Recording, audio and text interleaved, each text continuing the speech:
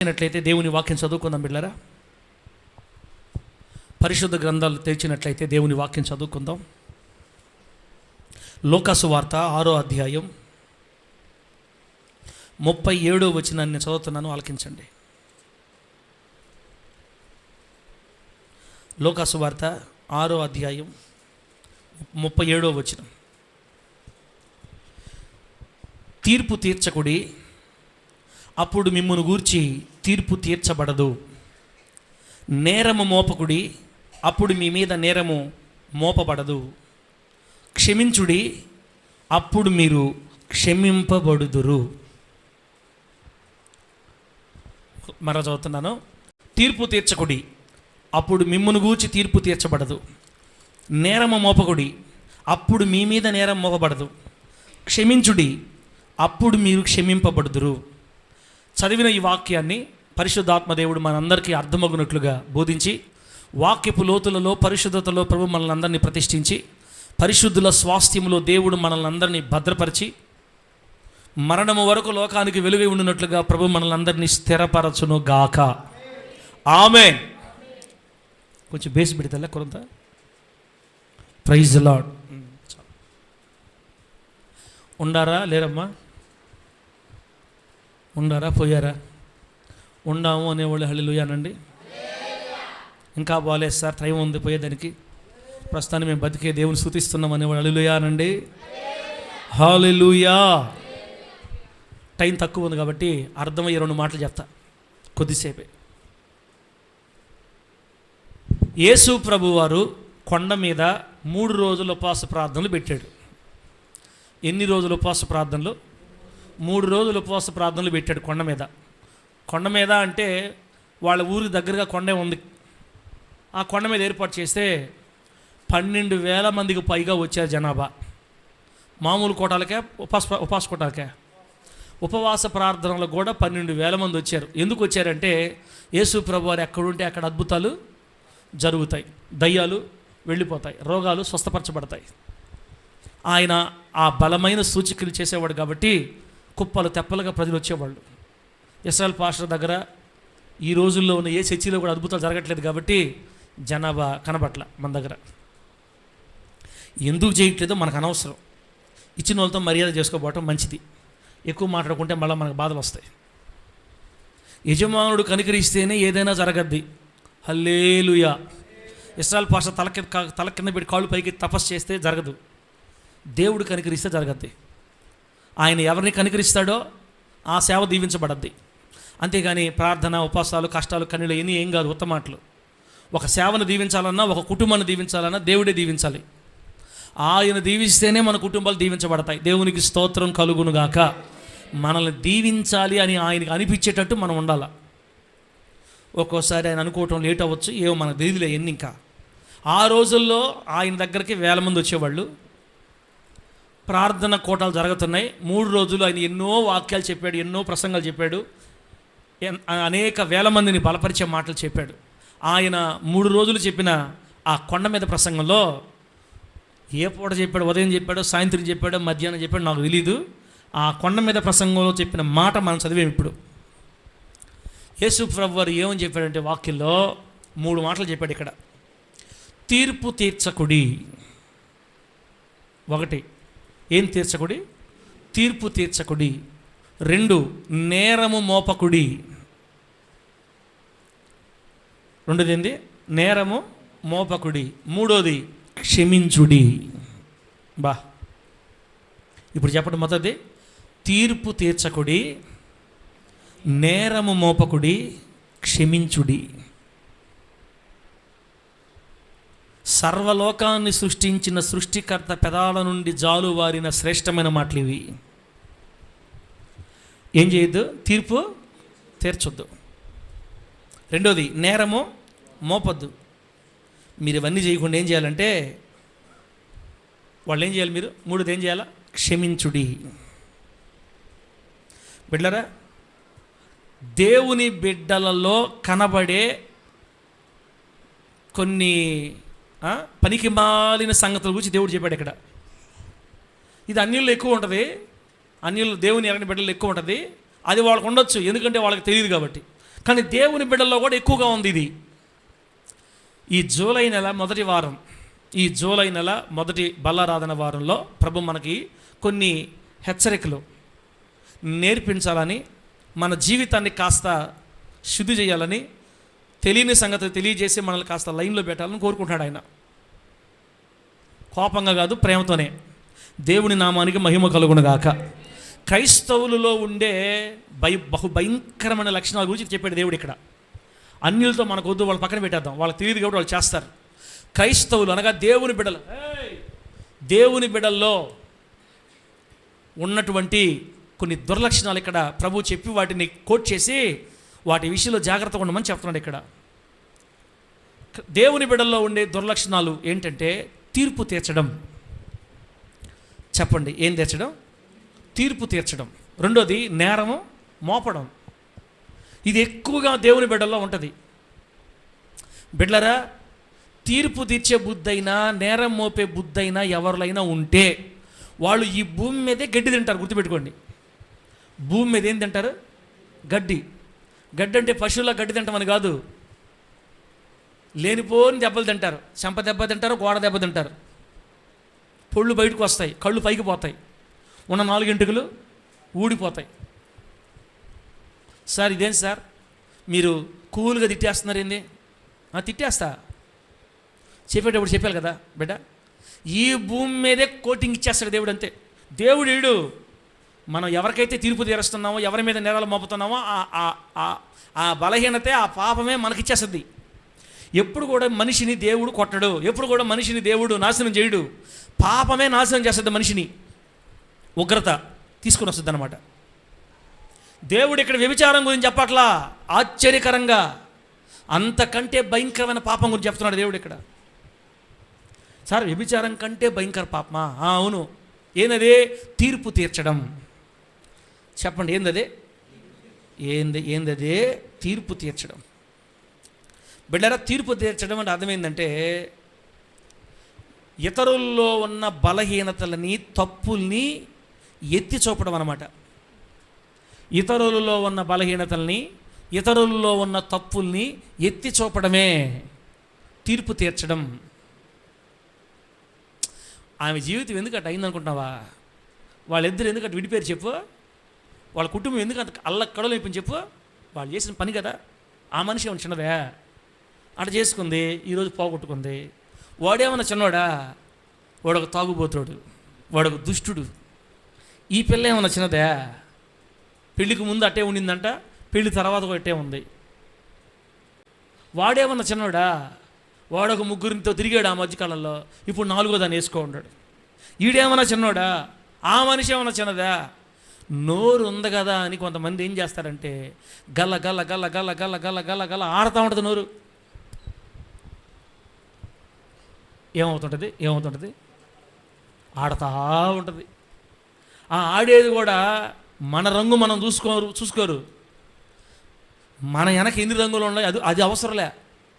ఇతరుల్లో ఏం తప్పులు ఉన్నాయా, ఇతరుల్లో ఏం బలహీనతలు ఉన్నాయా, ఇతరుల్లో ఏ పొరపాట్లు ఉన్నాయా, వాళ్ళు ఏం చేస్తున్నారు, వీళ్ళు ఏం చేస్తున్నారు, ఏడ తిరుగుతున్నారా, ఏడ కూర్చుంటున్నారు, ఏడ పడుతున్నారా, అది ఏందో నాకు అర్థం కాదు. కానీ భలే డ్యూటీ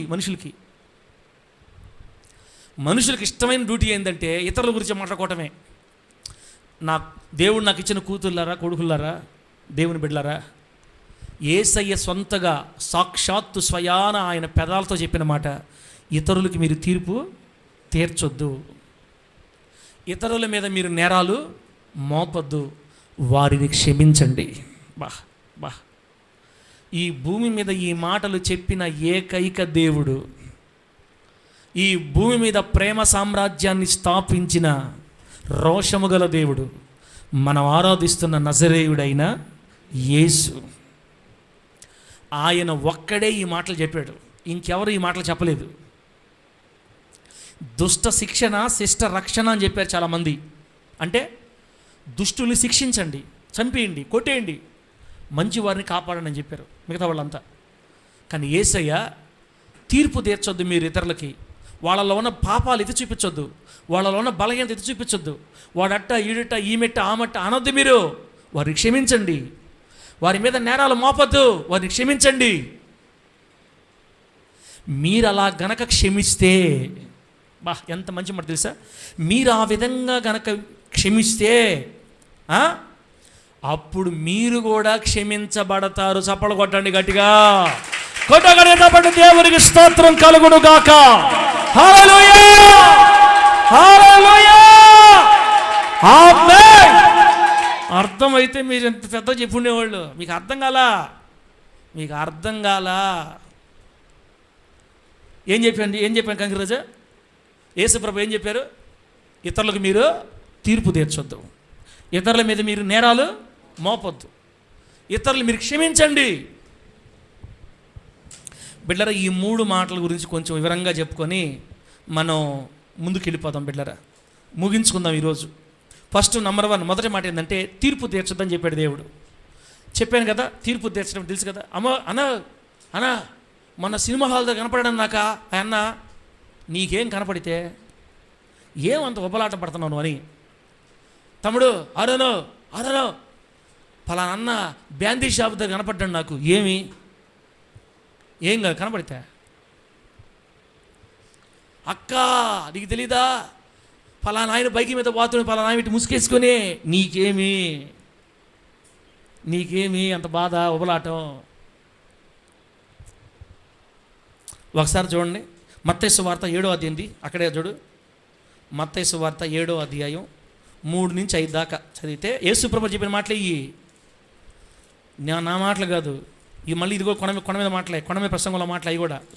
మత్తయి సువార్త 7వ అధ్యాయం ఎన్నో వచనమో 3 నుంచి 5 దాకా ఏముంటుందంటే, అబ్బా 1 నుంచి చూడండి, ఇక్కడ మంచి మాట రాశాడు దేవుడు. 1 నుంచి, మత్తయి సువార్త 7 మొదటి నుంచి. మీరు తీర్పు తీర్చకుడి, అప్పుడు మిమ్మును గూర్చి తీర్పు తీర్చబడదు. మీరు తీర్పు తీర్చు చొప్పుననే మిమ్మును గూర్చి తీర్పు తీర్చబడుతుంది. మీరు కొలుచు కొలత చొప్పుననే మీకును కొలవబడుతుంది. ఆహా ఓ నా కూతురులారా ఏనండి, కూతురులారా కొడుకులారా ఏనండి, అదిగో పలానా ఆమె కూతురు ఫోనుల్లో ఎప్పుడు మాట్లాడుతుంటుంది. పలానా ఆయన కూతురు, పలానా ఆమె కొడుకు ఆ బైకుల మీద ఒక మనిషిని తిప్పుతా, ఒక పిల్లని తిప్పుతా, చెప్పుకొని అదే కొలత మన కూతురు మీద పడిపోతే, అదే కొలత మన కొడుకుల మీద పడిపోతే అవసరమా శాంతిరాజన్న మనకి ఈ బాధలు? శాంతిరాజన్న చెప్పు, శాంతిరాజన్న మనకు అవసరమా ఈ బాధలు? మీరు ఏ కొలతతో కొలుస్తారో అదే కొలత మీకు కొలవబడుతుంది. మీరు ఏ కొలత చొప్పున తీర్పు తీరుస్తారో అదే ప్రకారం మీకు తీర్పు తీర్చబడద్ది. ఆయన బీడీలు తాగుతున్నాడు, తెలియదు పక్కన నీక? చల్లగా పోయి గప్పును కొట్టేస్తుంటే తెలియదు నీక? అతను బ్రాందీ తాగుతాడు, అది సీసాలు తాగుతాడు, లేకపోతే పొగ తాగుతాడు, నీకు తెలియదు. పోయి నీళ్ళు కడుక్కొని చర్చిలో కూర్చుంటాడు, వచ్చి మళ్ళీ పోయి తాగుతాడు, నీకు తెలియదు అని అంటా ఉండు. నీకు దమ్ముండి అంటా ఉండు. సంవత్సరం తర్వాత నువ్వు కానీ తాగకపోతే మేసం తీసేసుకుంటాను నేను అంత తొందరపడి అనలే. కానీ జరగద్దే. ఏ కొలత చొప్పున తీర్పు తీరుస్తున్నావో అదే కొలత పడద్దు నీకు. అందుకే యేసయ్య మర్యాదగా చెప్పాడు, దివ్యమ్మ ఇతరులకి మీరేం తీర్చొద్దు, తీర్పు తీర్చొద్దు. హల్లెలూయా. సచ్చేదాకా మంచి భక్తి చేయాలి మీరు అనుకుంటే అసలు పాపంలో పడిపోయిన గురించి చాలా జాగ్రత్తగా మాట్లాడాలేమా? పడిపోయిన బిడ్డల గురించి చాలా జాగ్రత్తగా మాట్లాడుకోవాలి. అసలు మాట్లాడకపోవడమే మంచిది, నోటికి కుట్టేసుకోవాలా. మనుషులు క్రైస్తవుల్లో ఉండే దుర్లక్షణాలు ఇవి ఎక్కువగా. ఇప్పుడు తీర్పు తీర్చొద్దు. ఈ తీర్పు తీర్చేవాళ్ళు ఏమన్నా మంచోళ్ళ అంటే మనం మంచోళ్ళమే. ఆ మాట చెప్తాం చూడండి, యేసుప్రభువారా 3వ వచనం 7:3లో, నీ కంటిలో ఉన్న దూలము నెంచక నీ సహోదరుని కంటిలో ఉన్న నలుసును చూచుట ఎలా? నీ కంటిలో దూలం ఉండగా నీవు నీ సహోదరుని చూచి నీ కంటిలో ఉన్న నలుసును తీసివేయనిమ్మని చెప్పనేలా? వేషధారి, మొదట నీ కంటిలో ఉన్న దూలమును తీసివేసుకో, అప్పుడు నీ సహోదరుని కంటిలో ఉన్న నలుసును తీసివేయటకు నీకు తేటగా కనబడును. మన కంట్లో ఏముందంట? దూలం. అవతల కంట్లో ఏముంది? నలుసు. సురేష్, నలుసు పెద్దదా దూలం పెద్దదా? సురేష్ చూస్తున్నాడు, అనా దూలమా నలుసా ఏంది నాకు అర్థం కావట్లే. దూలం అంటే పెద్దది, నలుసు అంటే మనం ఎవరి గురించి అయితే మాట్లాడుకుంటున్నామో వాళ్ళలో ఉండే బలహీనతలు చాలా చిన్నవి అంట, కానీ మనలో ఉండే మాత్రం పెద్దవి. పెద్ద పెద్ద దూలాలు.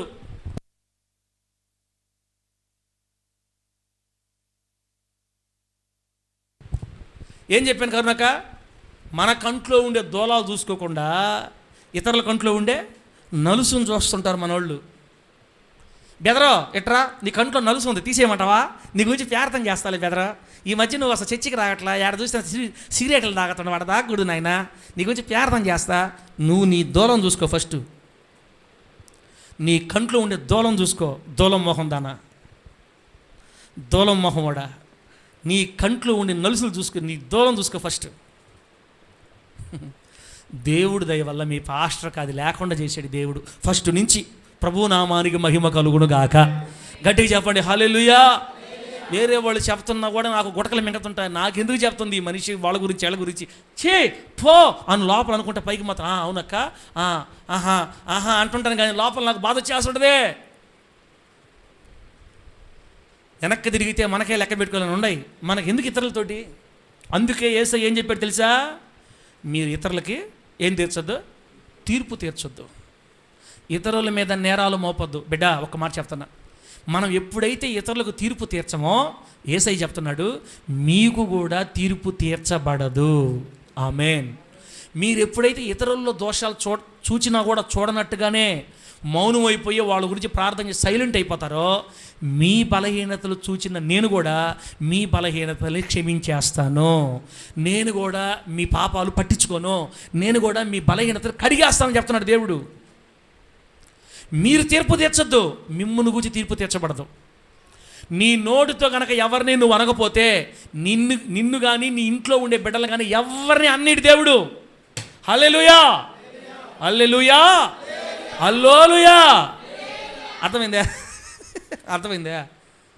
అమ్మా దివ్యమ్మ, దేనమ్మ దీవెన, నువ్వు గనక నీ నోటితో ఇతరులను అనకపోతే ఇంకొకరి నోటితో నిన్ను అననివ్వడు దేవుడు. గుర్తుపెట్టుకో.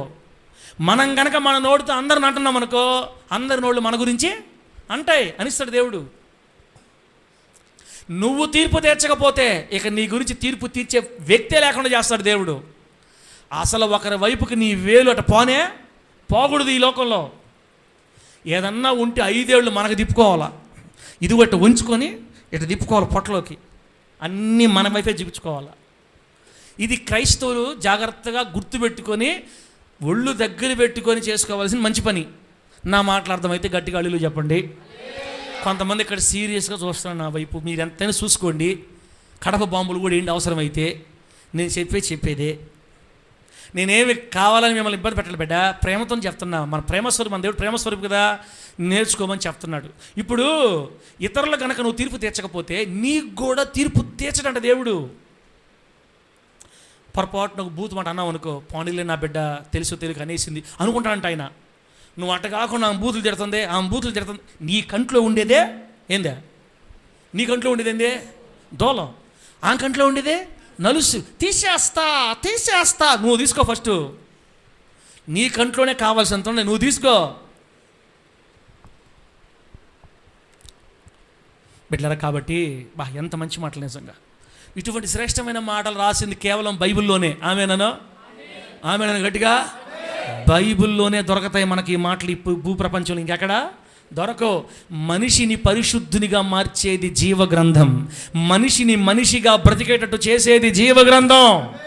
మనిషికి ఒక రూపాన్ని ఇచ్చేది బైబిల్. మనిషిని ఒక పరిపూర్ణుడిగా మార్చేది బైబిల్. అటువంటి గనుడైన దేవుడు మనల్ని పిలవడం మన గొప్ప ధన్యత. హల్లెలూయా. కొట్టు, ఎంతకాలం బతడు కావాలి? కొడితే గట్టి కొట్టు, లేకపోతే ఆపేయి. కడితే కొట్టి దేవుడు నామమున మహిమ కలుగును గాక. హల్లెలూయా, ఆమేన్. అయిపోయింది. వేసేయండి బ్రేక్లు. మనకంటే ధన్యుడు, మనకంటే ధన్యులు, మనకంటే శ్రేష్ఠులు ఈ భూలోకంలో ఎవరున్నారు తమ్ముడు అసలు? అందుకనే మీ సేవకుడిగా నా 2 దండాలు పెట్టి యేసయ్య కొండ మీద ప్రసంగంలో మాటలు బట్టి చెప్తున్నాను, పొర్రపాటున ఈ రోజు నుంచి ఇంకెవరిని కూడా మీ తీర్పు తీర్చొద్దు. ఇదిగో చర్చికి వచ్చి ఆమె వేరే ఆయనతో ఫోనులో మాట్లాడుతుందని మీకు తెలిసినా, నాకు అవసరమా ప్రభువా, ప్రార్థన చేసుకుంటాను నేను, నాకు వద్దు ఆయన, నాకు వద్దునే వద్దు.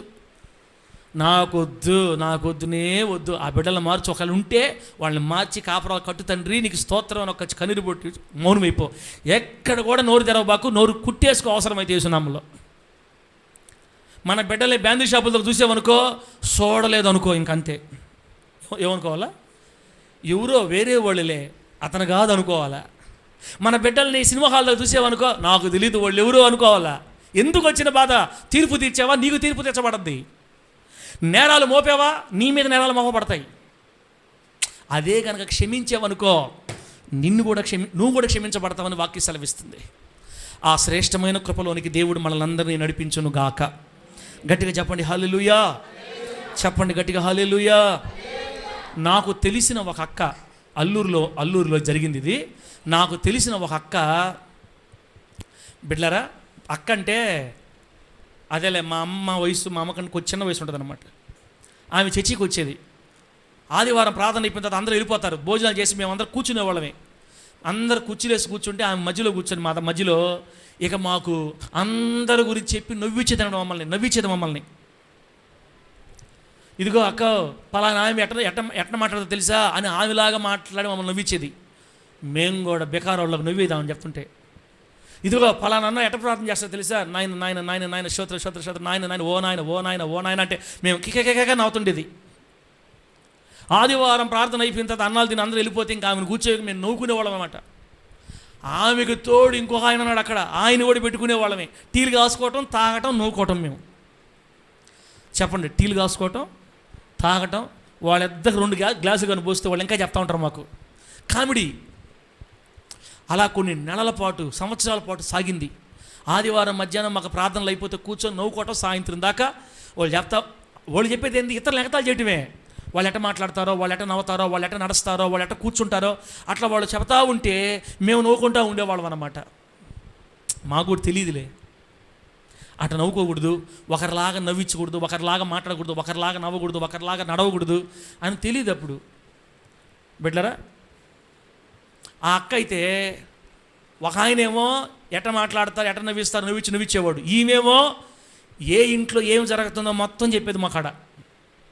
ఇదిగో పలానా ఇంట్లో పలానా జరుగుతుంది, పలానా భార్య భర్త అనుకుంటున్నారు, అనుమానాలు వచ్చేస్తున్నాయి, ఎందుకంటే ఆమె ఆయనతో ఫోన్లో మాట్లాడుతుందంట. ఇవన్నీ మాకు ఆల్ ఇండియా రేడియో అని పేరు. చెప్పండి, ఏ రేడియో? All India radio. ఊరిలో ఏ విషయాలు అయితే ఉన్నాయో ఆ ఉంటే చాలు మాకు మొత్తం వచ్చేస్తాయి. అవునా ఆంటీ, అవునా ఆంటీయో, ఓ ఆంటీ అవునా, మరి మేము అనుకోలేదే, ఆ అమ్మాయి అట్లాంటిదే, ఈ అబ్బాయి ఇట్లాంటోడా, ఆ అంకుల్ అట్లాంటోడా, ఈ అన్న ఇట్లా, ఇదే మాటలు మాకు ఆదివారం సాయంత్రం. దేవుడి దయ వల్ల ఆమెకి 2 పిల్లలు అయితే ఇప్పుడు 2కి భర్తలు లేరు.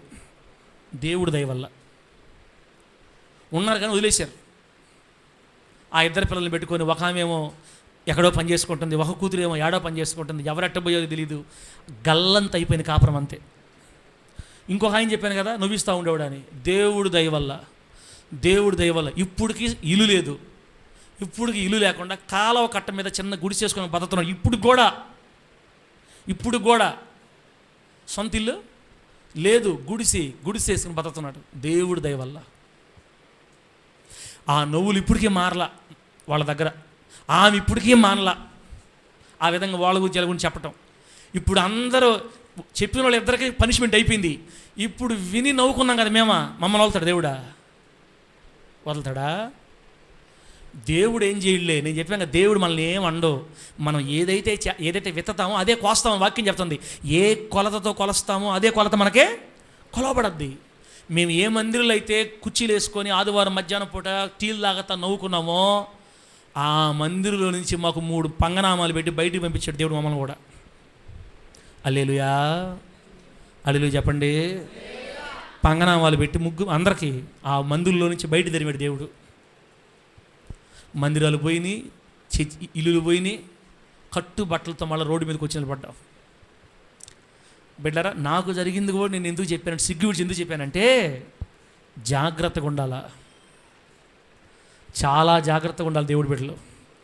ఇతరుల్ని కించపరిచి మాట్లాడితే దేవునికి నచ్చదు. ఇతరుల్లో ఉన్న పాపాలు వేలు పెట్టి చూపిస్తే దేవునికి నచ్చదు. ఇతరుల మీద నేరాలు మోపితే దేవునికి నచ్చదు. దేవుడికి నచ్చేది ఏంటంటే క్షమించడమే. క్షమించడమే ఇష్టం. నా ప్రియమైన బిడ్డలారా, మీకు తెలుసో తెలియకో ఒకవేళ ఇంతవరకు చేసి ఉంటే ఈ రోజు నుంచి అయినా, దేవా ఎవరి బలహీనతలు నాకు వద్దు, ఒకరి బలహీనతల వైపు నేను చూడను. అయ్యా అందరూ బలహీనలే కదయ్యా, నా కంట్లోనే దూలం ఉంది, ఆ బిడ్డ గురించి నేనేం మాట్లాడాలి, ఆ బిడ్డని జ్ఞాపకం చేసుకో, బాగు చేయి, నన్ను కూడా జ్ఞాపకం చేసుకో. తమ్ముడా, తప్పు లేనోడు ఎవరైనా ఉన్నారా తల్లి? ఇక్కడ తప్పు చేయనోళ్ళు ఎవరైనా ఉన్నారా?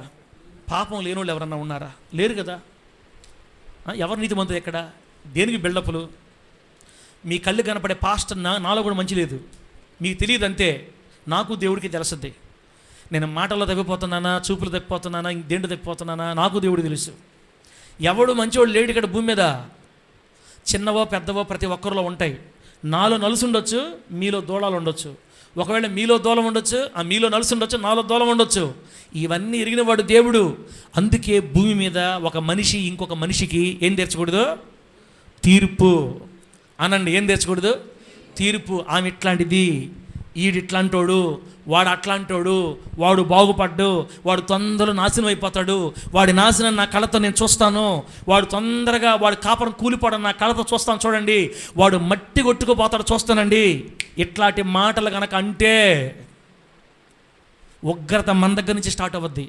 మనకే దెబ్బ ఫస్ట్ మన మీదే పడద్ది. అందుకని బుద్ధిగా ఉండమని దేవుడు మనకు నేర్పిస్తున్నాడు ఈరోజు.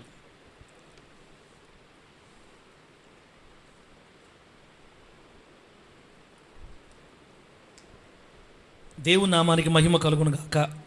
గట్టిగా చెప్పండి హల్లెలూయా. చెప్పండి గట్టిగా హల్లెలూయా.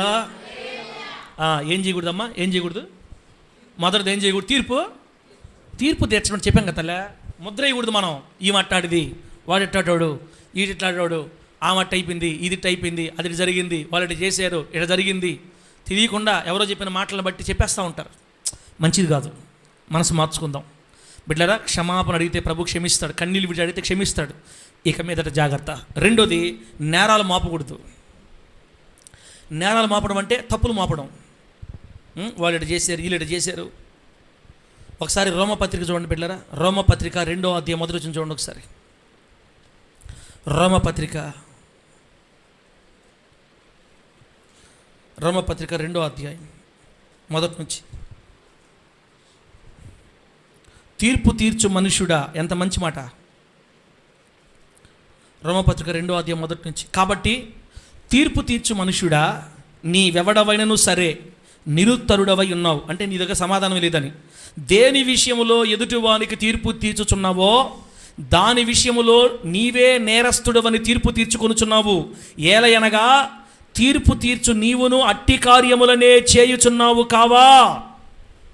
అట్టి కార్యములు చేయువారి మీద దేవుని తీర్పు సత్యమును అనుసరించినదే అని ఎరుగుదుము. అట్టి కార్యములు చేయువారికి తీర్పు తీర్చుచు వాటినే చేయుచున్న మనుషుడా, నీవు దేవుని తీర్పు తప్పించుకొందు అని అనుకొందువా? లేదా దేవుని అనుగ్రహము మారు మనసు పొందుటకు నిన్ను ప్రేరేపించుచున్నది అని ఎరుగక ఆయన అనుగ్రహ ఐశ్వర్యమును సహనమును దీర్ఘశాంతమును తృణీకరించుదువా అని రాసిపడింది.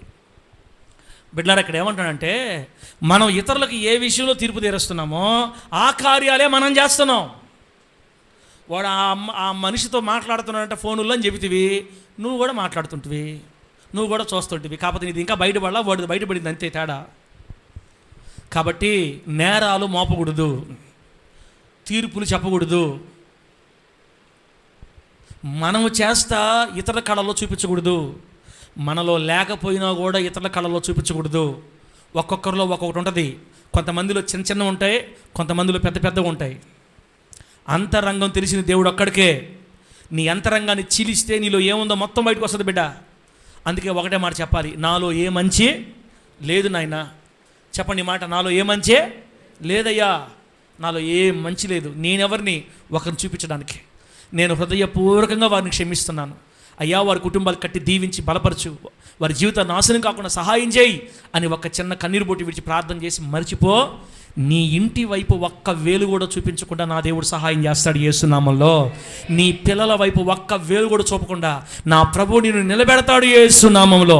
నువ్వు ఇతరుల వైపు వేలు పెట్టి చూపి తిరస్కరించకపోతే నీ ఇంటి వైపు ఒక్క వేలు కూడా పెట్టి చూపకుండా ప్రభు సహాయం చేస్తాడు యేసునామంలో. అర్థమైందా? అర్థమైతే గట్టిగా హల్లెలూయా చెప్పండి. గట్టిగా చెప్పండి హల్లెలూయా. తీర్పు తీర్చకూడదు, నేరాలు మోపకూడదు. ఏం చేయాలి తల్లి? మనం ఏం చేయాలి? ఇతరుల్ని ఏం చేయాలి తల్లి? క్షమించాలి. జీవనం ఏం చేయాలి తమ్ముడు? మనం ఏం చేయాలి? ఇతరుల్ని క్షమించాలి. యేసు ప్రభు వారి దగ్గరికి రాళ్ళతో కొడదామని ఒక ఆమెను తీసుకొని వచ్చారు. ఒక ఆమెని తీసుకొని వచ్చారు రాళ్లతో. రాళ్ళు చేతిలో పట్టుకుని ఆ మనిషిని కొట్టి చంపేద్దాం తీసుకొని వచ్చారు ఒక స్త్రీని. ఎవరని చెప్పండి? ఎవరామె? పుల్లమ్మ. ఎవరమ్మ పుల్లమ్మ అంటుందా? ఎంత మంచి జ్ఞానం ఉందో వాక్యంలో మీకు. కూతుర్లారా, కొడుకులారా, ప్రభు మిమ్మల్ని ఆస్వాదించునుగాక. ఒక కొడుకైనా చెప్పాడు సమరయ స్త్రీ అని. ఒక కొడుకైనా చెప్పాడు, ఏదో ఒకటి చెప్పాడు, రైటో తప్పో చెప్పాడు. మీరు మాత్రం నువ్వు తెరవబాకండక్క, కరుణక్క, గట్టిగా ముద్దపప్పు తిని అట్టే ఒప్పునండి. వ్యభిచారమందు పట్టబడిన స్త్రీ అనండి. ఎవరామె? వ్యభిచారమందు పట్టబడిన స్త్రీ. ఆమె పాపం చేస్తుండగా పట్టబడింది. మోషే ధర్మశాస్త్ర ప్రకారం వ్యభిచారం చేస్తూ పట్టబడిన స్త్రీని రాళ్లతో కూడా చంపాలి. ఆమె యూదురాలు. యూదుల్లో పాపం ఉండకూడదని దేవుడు కఠిన నియమం పెట్టాడు వాళ్ళకి. యోధా స్త్రీలు కనుక పాపం చేస్తే వాళ్ళని రాళ్లతో కొట్టి చంపేస్తే ఆ భయానికి ఇంకొకరు పాపం చేయరని స్త్రీనైనా పురుషుడినైనా రాళ్లతో కొట్టి చంపమని చెప్పాడు. యేసు ప్రభు వారి కాలంకి వచ్చేసరికి రూల్ మారిపోయింది. మగవాళ్ళని వదిలేస్తున్నారు, ఆడవాళ్ళని కూడా చంపేస్తున్నారు రాళ్లతో. వాళ్ళకి ఇష్టం వచ్చి రూల్స్ మార్చేసుకున్నారు. ఇప్పుడు ఆమెను పట్టుకొని, అప్పుడే పాపము చేస్తూ దొరికిపోయిన ఆమెను పట్టుకొని యేసు ప్రభు వారి ముందుకు వచ్చి నిలబెట్టారు. అందరి చేతులు ఏమున్నాయి? మనోహరన్న అందరి చేతులు మనోహరన్న ఏమున్నాయి? రాళ్ళు ఉన్నాయి. బోధకుడా చెప్పు, మోషే ధర్మశాస్త్రం ఏమో రాళ్లతో కొట్టి చంపమని చెప్తుంది, మేము సిద్ధంగా ఉన్నాం, మరి నువ్వేమంటావు? ఇక్కడే యేసయ్యలో ఉన్న మంచి గుణం అర్థమవుతుంది మనకి. ఒక పక్క మోషే ధర్మశాస్త్రం రాళ్లతో కూడా చంపేమని చెప్తుంది, ఒక పక్క వీళ్ళు చెప్పేది కూడా రైటే, ఆమె దొరికిపోయింది పాపం చేస్తా. ఇప్పుడు ఏం చెప్పాలి యేసయ్య? మన యేసయ్య చెప్పేవాడే కాదు, చేసి చూపించేవాడు. దేవునికి స్తోత్రం కలుగునుగాక. గట్టి చెప్పండి హల్లెలూయా. వాళ్ళందరూ తలాక నోరు ఎగిరి పడుతుంది. ఇది ఇప్పుడు దొరికింది, ఇది ఎట్లాంటిది, నీ సంవత్సరం తప్పించుకుంది, ఇది నీ కాపురాలు కూల్చింది అని అంటున్నాడే. వాడు కూడా ఎప్పుడో ఒకప్పుడు ఈ మనిషి దగ్గరకు వచ్చినోడే. వాడు చేసింది ఎవరికి తెలియదు కాబట్టి వాడు బిళ్ళప మాట్లాడుతున్నాడు. సంపలరా ఈ మనిషిని, కొట్టాలరా, ఎంతమంది నాశనం చేస్తారు ఈ మనిషి అంటున్నాడు. ఒరే, ఒక 7 నెలల క్రితం నువ్వే వచ్చావు కదరా, అప్పుడు ఎవరికి తెలీదో, ఇప్పుడు దొరికింది కాబట్టి ఆ మనిషిని తిడుతున్నారు. యేసు ప్రభు ఒక శ్రేష్టమైన మాట బిడ్డ. బా, ఈ వాక్యమే నన్ను మార్చింది. ఫస్ట్ కఠినంగా వాక్యం చెప్పే స్థితిలో నుంచి నా మనసును టర్న్ చేసింది ఈ మాటే. యేసు ప్రభు వ్యభిచారమందు పట్టబడిన అమ్మాయిని ఏం పిలిచాడమ్మా? ఏం పిలిచాడు? ఆ బిడ్డని ఆ స్త్రీని ఏమని పిలిచాడు? అమ్మా. బా, అందుకే వ్యభిచారిణులారా ఈ లోక స్నేహము దేవునితో వైరమని మీరు ఎరుగరు అనే పాట మానేసిన నేను. ఇంకా పాడనంతే. వ్యభిచారంలో పట్టబడిన వాళ్ళు కూడా ఆయన అమ్మ అని పిలిస్తే నేను ఎవరిని కేంకిస్క గొట్టం వ్యభిచారిణులారా, అసలు ఆ మాట అనొచ్చు మనమా? ఇప్పుడు వ్యభిచారులారా అన్నప్పుడు అర్థమైంది వాళ్ళ వైపు ఏం చూపించినట్టు. అది మన రైటింగ్ కూడా తప్పే పాట. అసలు ఎవరిని కూడా మనం వ్యభిచారం అనకూడదు ఈ వాక్య ప్రకారం. అందుకే ఈ పాటలను ఒకసారి కూర్చొని పదాలు మార్చేయాల్సిందే.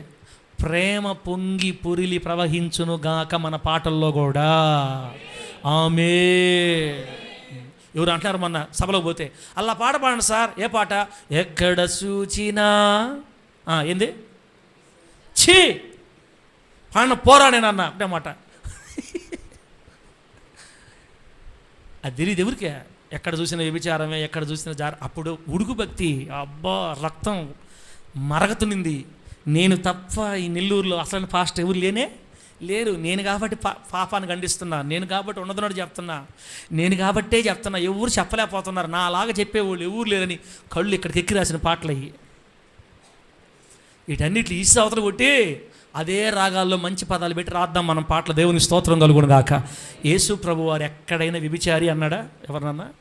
మరి ఏమైనా ఈ కళ్ళు పాత నిబంధన చదివి ఆ పాత నిబంధన పదాలే వచ్చేసినాయి మన పాటల్లో. ఇంకో పాట అంతలే మన పాటల్లో, అన్న నీ ఫేమస్ పాట ఏంది? ఫస్ట్ వచ్చింది చెప్పు. ఆ పాట పెడతా, ఆ పాట పెట్టు. ఆ పాట ఏందన్నా? సిగ్గుమాలిన వారు, ఆ పాట పెట్టు. కఠిన హృదయులైన వారు నివసించే తరమిది, బ్రహ్మదండి చెట్ల వంటి ముండ్ల తుప్పలు వంటి ప్రజలు నివసించే తరమిది, తేళ్ల వంటి స్వభావము తిరుగుబాటు మనసు కలిగిన ఈ బిడ్డారా మీరేనండి. ఆ వచనమంతా కూడా మనం వేలు పెట్టి చూపించడమే. తిరుగుబాటు స్వభావం కలిగినోడా, రే తేలు వంటి స్వభావం కలిగినోడా, రే సిగ్గుమాలినోడా, పొళ్ళు రాలిపోయిన యేసునామలో నాకు నేను చెప్తున్నాను కదా, రాలగొట్టాడు దేవుడు. నాకు రాలగొడితే రాలగొట్టాడు కానీ కళ్ళు మాత్రం తెరిచాడు దేవుడు. స్తోత్రం కలుగును గాక. ఎవ్వరిని కూడా వ్యభిచారి అని వేలు పెట్టి చూపించటం, తిరస్కరించటం, నేరాలు మోపటం చేయకూడదు. యేసయ్య లాంటి సేవ చేద్దాం యేసునామములో ఇక నుంచి.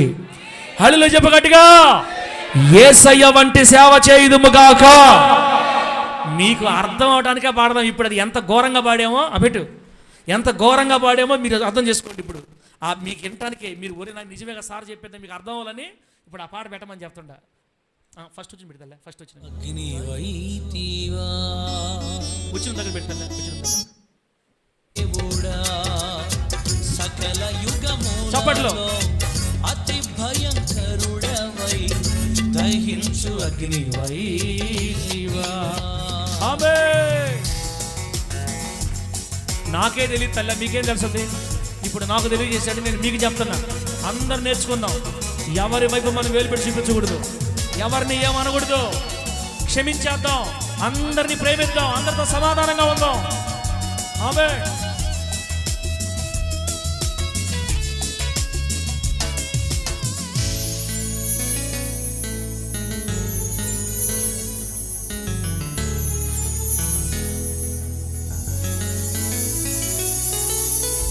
సిగ్గుమాలిన వారు, కఠిన హృదయులైన వారు నివసించే తరమిది. అంటే మనం ఎవరివే? బ్రహ్మదండి చెట్ల వంటి ముండ్ల తుప్పలు వంటి ప్రజలు నివసించే తరమిది. మనం ఎవరు? మనం మంచోళ్ళవా? సిగ్గుమాలిన నేనే ఒక సిగ్గులేని తండ్రి, నాకే సిగ్గు లేదు, నన్ను క్షమించు తండ్రి. తరమిది బ్రహ్మదండి చెట్ల వంటి ముండ్ల తుప్పలు వంటి ప్రజలు నివసించే తరమిది, తేళ్ల వంటి స్వభావము తిరుగుబాటు మనసు కలిగిన ఈ తరముపై, తేళ్ల వంటి స్వభావము తిరుగుబాటు మనసు కలిగిన ఈ తరముపై నీ క్రోధము గట్టింపులు వెను వెంటనే దిగు. దేవుని క్రోధం, దేవుని గద్దింపులు వెను వెంటనే మన మీద దిగితే మనం కూడా బతకం. గట్టింపులు వెను వెంటనే దిగుచుండగా శ్రేష్టమైన నీ నీతి న్యాయ విధులే నాకు క్షేమమునిచ్చెను. శ్రేష్టమైన నీ నీతి న్యాయ విధులే నాకు క్షేమమునిచ్చెను. పక్షపాతము లేని న్యాయాధిపతి, రోషము గల దేవుడా, సకల యుగములలో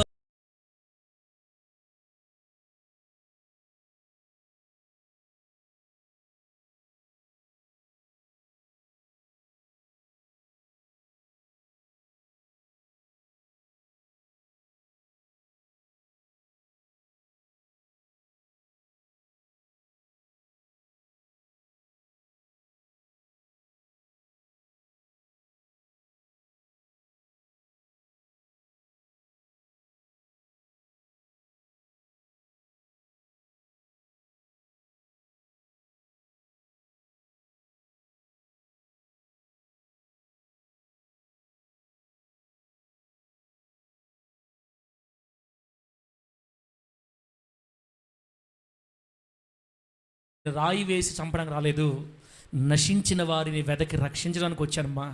నువ్వు సమాధానం గల దానివై వెళ్ళు. దేవునికి స్తోత్రం కలుగును గాక. ఇందాక పాపం చేసిన మనిషితో దేవుడు చెప్తున్నాడు, సమాధానంగా వెళ్ళమ్మా.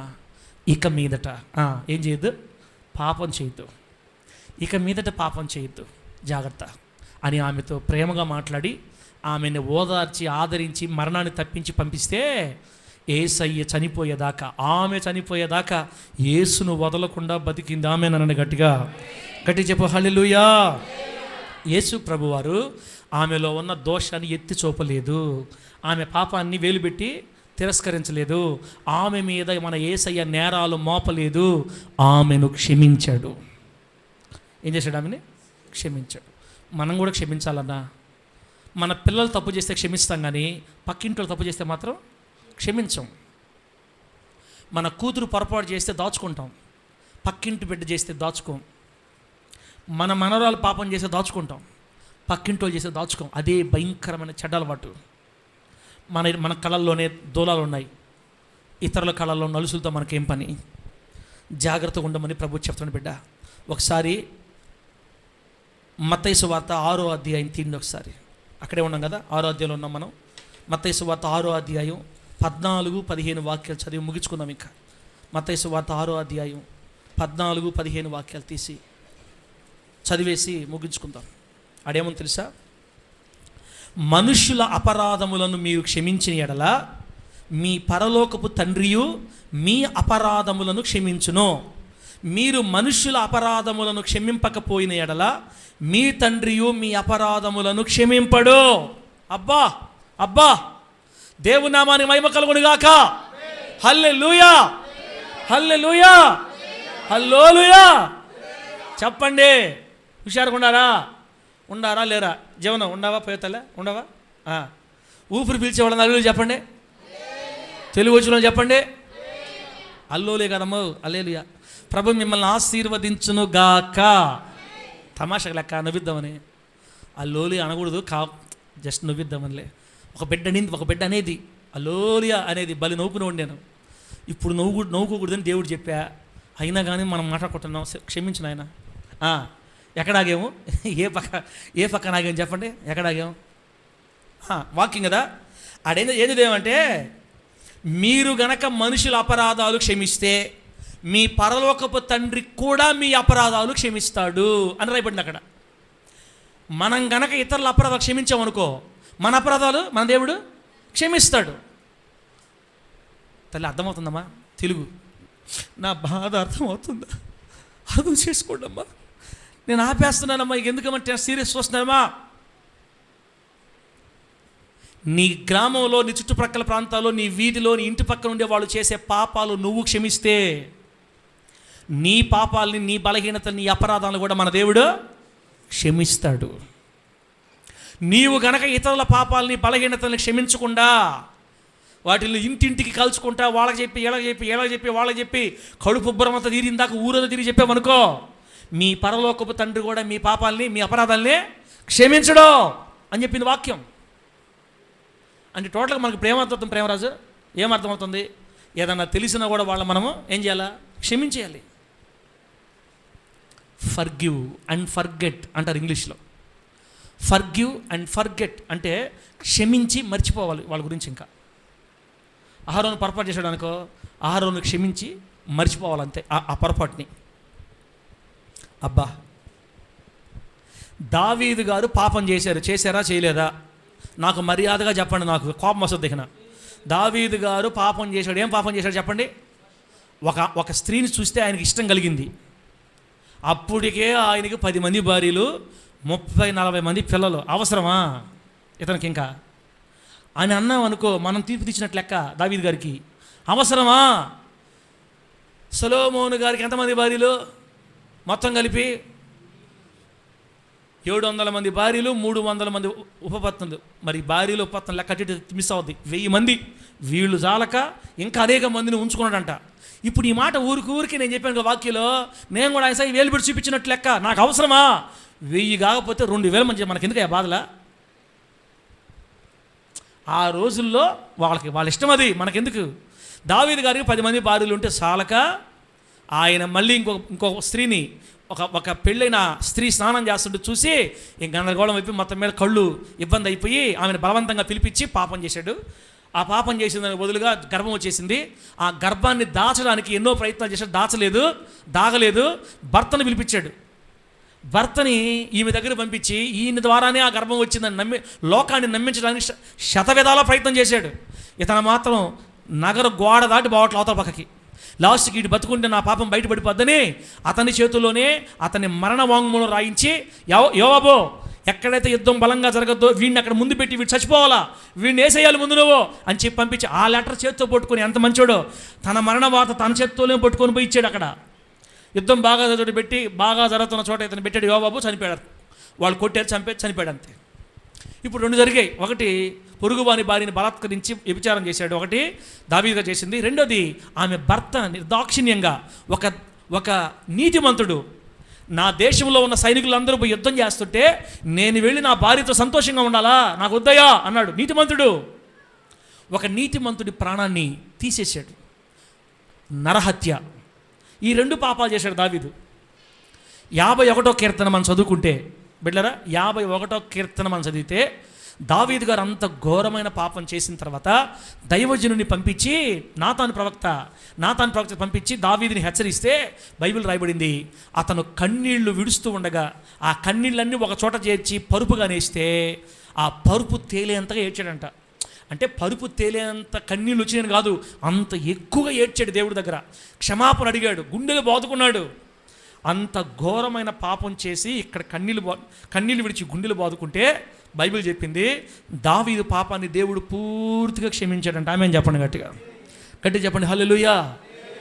ఆయనే క్షమించాడు, దావీదు గారినే దేవుడు క్షమించాడు. దావీదు గారి పాపాన్ని దేవుడు కడిగేశాడు, దావీదు గారి పాపాన్ని దేవుడు శుద్ధి చేశాడు. దావీదు గారికి దేవుని ఆత్మను దూరం చేయలా. ఏ బత్షెబాని చేసుకోవడం విషయంలో ఏ బత్షెబా విషయంలో దావీదు గారు తొందరపడి పొరపాటు చేశాడో ఆ బత్షెబా కడుపులో నుంచే సొలొమోను తీసుకొచ్చాడు దేవుడు. అంటే నేనేమంటానంటే పొరపాటు జరిగిన తర్వాత క్షమాపణ అడిగినందున దేవుడు దావీదుని పూర్తిగా క్షమించాడు. దేవుడే తన బిడ్డల్ని క్షమిస్తుంటే నీకు నాకు అవసరమా? మనం క్షమించకపోతే ఏం జరగదు తెలుసా? మన పాపాలు కూడా దేవుడు క్షమించడు. ఇతరుల అపరాధాలు మనం క్షమించకపోతే మన అపరాధాలు దేవుడు క్షమించడు. అందుకని ఇతరుల అపరాధాలు మనం క్షమించే మనసు ఉండాలి మనకి. వాళ్ళు మన పక్షాన పొరపాటు చేసినా ఇతరుల పక్షాన పొరపాటు చేసినా క్షమించేసి వదిలేసి మర్చిపోవాలి మనం అంతే. ఇంకా దూరంగా వాళ్ళ గురించి ఊరకే చెప్పుకోకూడదు, వాళ్ళ గురించి ఊరకే ఎత్తకూడదు. నా మాట అర్థమైతే గట్టిగా హల్లెలూయా అని చెప్పండి, గట్టిగా చెప్పండి హల్లెలూయా, చెప్పండి గట్టిగా హల్లెలూయా. దావీదు గారిని దర్శించడానికి నాతాను ప్రవక్త వచ్చాడు. ఎందుకు? దేవుడు పంపించాడు. నాతాను నువ్వు వెళ్ళి దావీదు పాపాన్ని దావీదు తెలియజేయి అని పంపించాడు నాతాను ప్రవక్తని. ఈ నాతాను పాస్టర్ గారు దావీదు గారి దగ్గరికి వచ్చి ఎలా మాట్లాడాడు? ఏ దావీదు, ఏం ఒళ్ళు తిమరుతుందా? నీకు భార్యలు చాలేదా? ఏం పోయే కాలమయ్యా నీకు? ఇంత రాజ్యాన్ని పరిపాలించే రాజు వేడి కకృతి పడ్డావా? ఒక ఆడదాని కోసం కకృతి పడ్డావా? ఇట్లా అడగలేదు, ఇట్లా అడగలా. నాతాను ప్రవక్త దావీదుని ఎలా అడగలా? చాలా జాగ్రత్తగా దైవికమైన జ్ఞానంతో హెచ్చరించాడు. ఎట్లా హెచ్చరించాడు తెలుసా? దావీదు రాజా, నీతో ఒక సమస్య గురించి మాట్లాడాలని వచ్చా అని చెప్పాడు. సమస్య చెప్పండి ప్రవక్త, పాస్టర్గా చెప్పండి, ఏం సమస్య? మీకేం సమస్య? ఏం లేదు దావీదు, ఏం లేదు దావీదు రాజా. మన దేశంలో ఒక ధనవంతుడు ఉన్నాడు, అతని ఇంటి పక్కనే ఒక పేదవాడు ఉన్నాడు. అవునా? ఓకే, అయితే అన్నాడు. ధనవంతులకి విస్తారమైన గొర్రెలు ఉన్నాయి. ఓకే. పేదవాడికి ఒకే ఒక ఆడగొర్రె ఉంది. అవునా? అయితే ఓకే. ఈ ధనవంతుని ఇంటికి బంధువులు వచ్చారు రాజా. ఓకే, అయితే ఈ ధనవంతుడు ఏం చేయాలి? తన దగ్గర ఉన్న గొర్రెలు తీసుకొని వీళ్ళకి విందు చేయాలి, అంతే కదా. కానీ అట చేయలేదు దావీదు రాజా. ఆ పేదవాడు ఇంట్లో ఉన్న ఒక్క ఆడగొర్రెని బలవంతంగా లాక్కొని తన బంధువులకి విందు చేశాడు రాజా. వాడు చేసిన పొరపాటు చూడు రాజా అన్నాడు. వెంటనే దావీదు అంటాడు, నా దేశంలో నా రాజ్యంలో ఇంత ఘోరంగా ప్రవర్తించేవాడు ఉన్నాడా? ఎవడు వాడు? ఎక్కడ? చెప్పు ప్రవక్త గారు, వాడిని ఏసేస్తా అన్నాడు. అప్పుడు నాతాను ప్రవక్త ఏమంటాడు తెలుసా? ఆ మనుషుడివి నీవే. ఆ మనుషుడివి నీవే. నేనే చేశాను. రాజా, దేవుడు నీకు ఇంత రాజ్యాన్ని, ఇంత సౌందర్యాన్ని, ఇంత క్షేమాన్ని ఇచ్చి ఇంతమంది భార్యలు ఇస్తే పొరుగుబడి భార్యని అలా లాక్కున్నావు. దేవుడు నచ్చలేదు. దైవజనుడు గద్దించే విధానం చూస్తే గుండెలు బాదుకొని ఏడ్చుకున్నాడు దావీదు. కోపం రాల నాతాను మీద. ఒకవేళ నీ స్నేహితుడో నీ ఫ్రెండో పడిపోతే వాడికి నువ్వు చెప్పాలనుకుంటే ఒంటరిగా పిలిచి ఇద్దరు కూర్చొని ప్రేమగా చెప్పాలి, వాడికి అర్థమయ్యేట్టు చెప్పాలా, మంచి మనసుతో చెప్పాలా. పడిపోతారా, పడిపోవడం తప్పు కాదు, కానీ రేపు ఇబ్బంది వస్తుంది, బయట తెలిసిపోతే ఏమవుతుంది, కుటుంబం ఏమైపోద్ది, నా మాటను ఒకసారి ఆలోచించు, నీ గురించి నేను ప్రార్థన చేస్తా, దేవుడు శక్తినిస్తాడులే, అటు చేయకూడదురా, ఇట్లా చెప్పాలా ప్రేమగా. మనం గద్దిస్తే అవతల వాడు కన్నీళ్ళు రావాలా, అంతేగాని కోపం రాకూడదు. అసలు మాట్లాడడం చేత కాకపోతే నోరు మూసుకొని సైలెంట్గా ఉండాలంతే. దావీదు గారి పాపాన్ని ఇది చూపించే సందర్భంలో నాతాను గారు ఎంత చక్కగా మాట్లాడతాడో, ఎంత దైవికంగా మాట్లాడతాడో. ఇతరుల అపరాధాలు క్షమించే మనసు మనకు లేకపోతే మన అపరాధాలు కూడా దేవుడు క్షమించడు, మన పాపాలు కూడా కౌంట్లో తీసుకుంటాడు ఆయన. అందుకే అసలు ఎందుకు ఎంత చెప్తున్నాడు దేవుడు? ఒక మాట మీకు ఒక డౌట్ రావాలి మీకు. సార్, పాపం చేసినోడు గురించి వీడు పాపం చేసాడని చెప్తే తప్పే ఉంది, అపరాధాలు చేసిన వాడి గురించి వీడు అపరాధం చెప్పడం తప్పే ఉంది, తాగుబోతోడా అంటే తప్పే ఉంది. వాడు తాగాడు కాబట్టి తాగుబోతాడు అనాలి పాస్టర్ గారు అంటే తప్పే ఉంది. తిరిగిపోద్దని తప్పే ఉంది.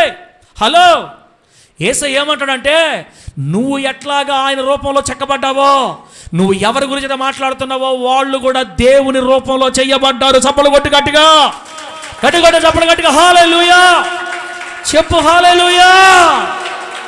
నువ్వు ఎవరి గురించి అయితే మాట్లాడుతున్నావో వాళ్ళు కూడా దేవుని రూపంలో చేయబడ్డారు, వాళ్ళు కూడా దేవుని పోలిక. మానవులంతా దేవుని పోలిక, దేవుని స్వరూపులు చేయబడ్డారు. నువ్వు ఎవరిని దూషిస్తున్నావో తెలుసా? దేవుని దూషిస్తున్నావు, దేవుని రూపాన్ని దూషిస్తున్నావు, దేవుని రూపాన్ని నువ్వు తిడుతున్నావు, దూషణ మాటలు మాట్లాడుతున్నావు. వాడు కూడా దేవుని పోలికే, ఆమె కూడా దేవుని పోలికే. మనందరం దేవుని స్వరూపంలో చేయబడ్డాం, మనము దేవుని ప్రతిరూపాలు మనం. అందుకే మన నోరు ఇంకొకరిని దూషించకూడదు, అందుకే మన నోరు ఇంకొకరి గురించి మాట్లాడకూడదు. పక్కన వాళ్ళ గురించే మాట్లాడకూడదని దేవుడు ఇంత గట్టిగా చెబితే పాస్టర్ల గురించి మాట్లాడితే దేవుడు ఒప్పుకుంటాడా? ఏందో మన పాస్టర్ గారు ఈ మధ్య ప్రార్థనలే పెట్టట్లా ఈ మధ్య. అసలు మనకున్న ఒక ప్రార్థన కూడా ఎత్తేసాడు. నువ్వు వస్తే కదా పెట్టేదానికి, నువ్వు కరెక్ట్గా వస్తే పెడతా, నువ్వే ఎత్తుకుంటివి. ఒకరోజు 19వ తేదీ ప్రార్థనకు వచ్చాను నేను బాంధవని ఎవరిద్దరు వచ్చాం. ఆ రోజు దేవుడు దేవాలు ఇద్దరే వచ్చారు ప్రార్థన కాడ. ఎంతమంది వచ్చారు? ఆరన్న మర్యాద చెప్పారన్న. ఆ రోజు నువ్వు ప్రేమరాజు, నువ్వు ఎవరో ఇద్దరు వచ్చారు. చూసి ఏది 19వ తేదీ సంఘ క్షేమాభివృద్ధి కూడికి 9 గంటల పెట్టాలా. ఇద్దరే వచ్చారు. కూతుళ్ళు రాలా, మనవాళ్ళు రాలా, మనవాళ్ళు రాలా, అమ్మలు తల్లులు రాలా, తండ్రులు రాలా, ఇద్దరు వచ్చారు. అప్పుడు నాకేం అర్థమైందంటే, ఇద్దరు కొరకు ప్రయాసపడాల్సిన అవసరం లేదు. బిడ్డరా, కొంతమంది పాస్టర్లు ఉంటారు, వాళ్ళు ఎట్టోళ్ళు అంటే ఇద్దరు వచ్చిన డమ్ము పెట్టుకొని టుండక్కం టిండక్క నీ ప్రేమను నేను టిండెక్క ఇద్దరికే వాళ్ళకి అది ఇష్టం. జనాభాతో పెట్టుకోరు వాళ్ళు. ఇద్దరు వచ్చినా చేసుకుంటారు, ఒక్కరు చేసుకుంటారు. మీ పాస్టర్ అట్లాంటోడు కాదు, రాజీ పడే సమస్య లేదంతే. ఆదివారం అయినా పెట్టుకొని గమ్మైపోతాడు. కానీ ఒక్కరు ఇష్టం వచ్చినట్టు వస్తే, కూతుర్లు బాధపడ్డారంట, మాకు ప్రార్థన పెట్టండి, మర్యాద మీరు రండి, ఫస్ట్ సంతకాలు పెట్టండి, అది ఆయనకి ప్రార్థన అయిపోయిన తర్వాత మేము వస్తాం.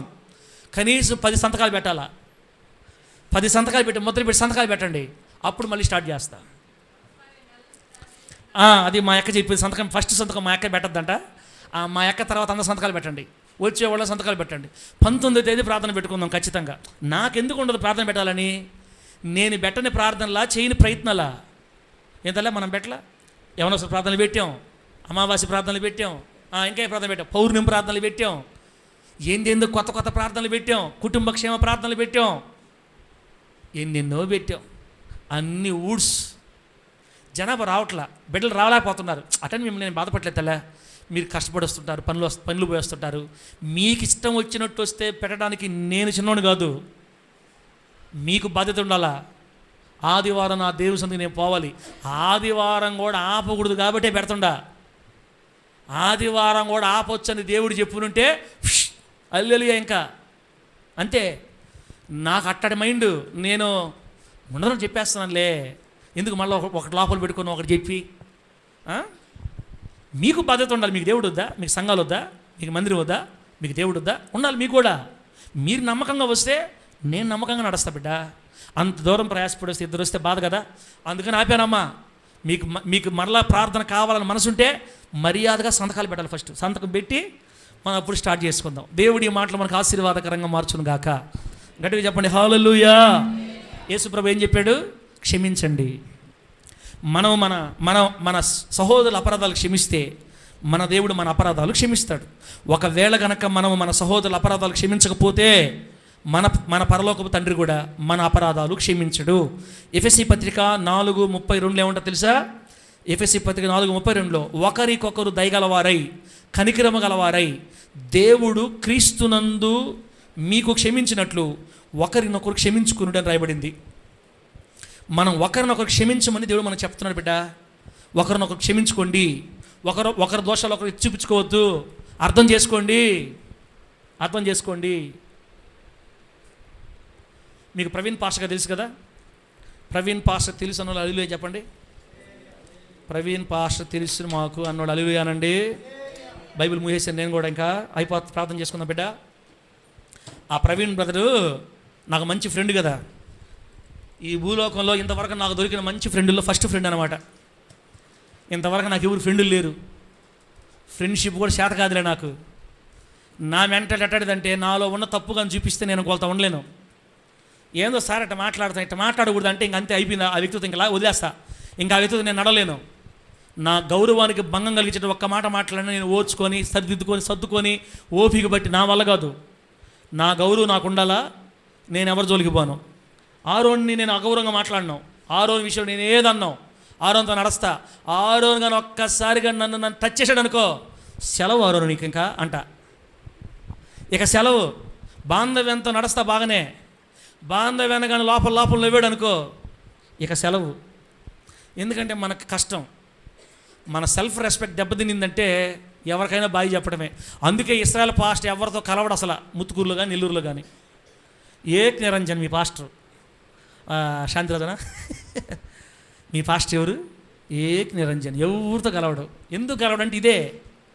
మనం ముందు ఒక మాట, మనం లేనప్పుడు ఒక మాట మాట్లాడితే నాకు నచ్చదు. నాలాగా కలిసిపోవాలి, నాలాగా అర్థం చేసుకోవాలి, నాలాగా గౌరవించాలి, నాలాగే ప్రేమించాలని కోరుకుంటా. అట్టటోళ్ళు నాకు ఎక్కడ దొరకలా. అసలు వద్దులే ఈ లోకంలో ఏసై ఒక్కటి దానుకొని వదిలేసా పూర్తిగా. ఏదో ఒకరిద్దరు దొరికే చూద్దాం ఎంతకాలం ఉంటారు. ప్రేమ మన ప్రవీణ్ పాస్టర్ గారు మాత్రం నాకు ఎట్టయిపోయిందంటే, దావీదు యోనాతాను తెలుసు కదా బైబిల్లో. దావీదు యోనాతాను, సౌలు కొడుకు యోనాతాను. బైబిల్ గురించి ఏం రాయబడిందంటే వాళ్ళిద్దరి హృదయాలు పెనవేసుకుపోయాయంట. దావీదు యోనాతాను హృదయాలు ఏమైపోయినాయి? మామూలుగా పెనవేసుకుపోయేది స్త్రీ పురుషులకే. యోనాతాను చనిపోయినప్పుడు దావీదు గారు పాట పాడతారు. ఏం పాడతారంటే, యోనాతాను నా స్నేహితుడా, ఒక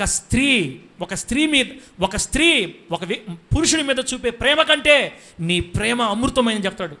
ఒక స్త్రీ ఒక పురుషుని మీద చూపే ప్రేమ కంటే గొప్పది నీ ప్రేమ అని పాడతాడు పాట. యోనాతాను దావీదు హృదయాలు పెనవేసుకుపోయినాయి. వాళ్ళిద్దరు క్లోజ్ ఫ్రెండ్స్, బెస్ట్ ఫ్రెండ్స్. ఇద్దరు వ్యక్తులు ఎప్పుడు అంత క్లోజ్గా ఉండగలుగుతారంటే వాళ్ళల్లో ఉన్న బలహీనతలు మనకు తెలిసినప్పుడు, వాళ్ళల్లో ఉన్న పొరపాట్లు మనకు తెలిసినప్పుడు కూడా స్నేహం చెడకుండా జాగ్రత్త పడాలా. స్నేహితుడు పొరపాట్లని మనం దాచాలా. స్నేహితుడు తప్పులని మనం మనసులో పెట్టుకోవాలా. ఎక్కడ నోరిప్పకూడదు బిడ్డరా. ఇలా నేను ప్రవీణ్ పాస్టర్ ఇద్దరు గారు హృదయాలు పెనేసుకుపోయినాయి అంతే. నాకు తెలిసి ఇంకొకటి నాకు దొరకడు. ఉండేది ఏక్ నిరంజను.